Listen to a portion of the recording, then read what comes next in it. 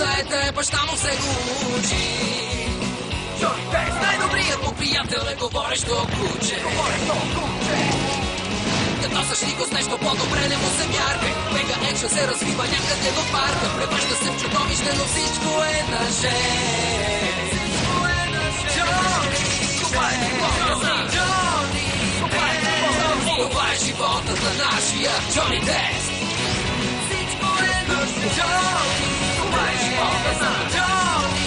Това е животът на нашия Джони Тест.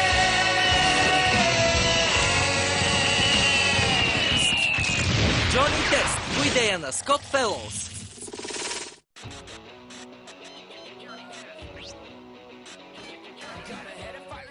Той има огнена коса и раница с турбобатерии. Гениалните му сестри го използват за опитно зайче. Баща му е строг, а майка му много заета. Най-добрият приятел на момчето е говорещо куче. Експерименти с гении, битки с злодеи. Какво ли значи всичко това? Това е животът на момче на име Джони Тест.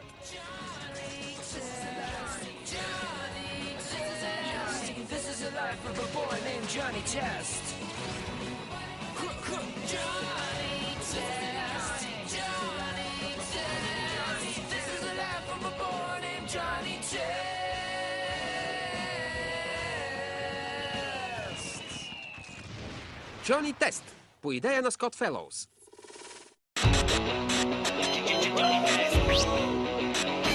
Има огнена коса и реактивна турбораница.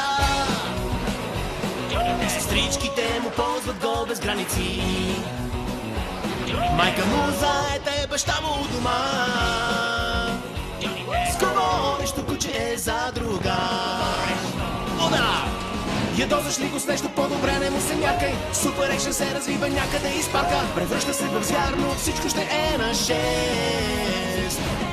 Джони Тест, Джони Тест, това е животът на нашия Джони Тест.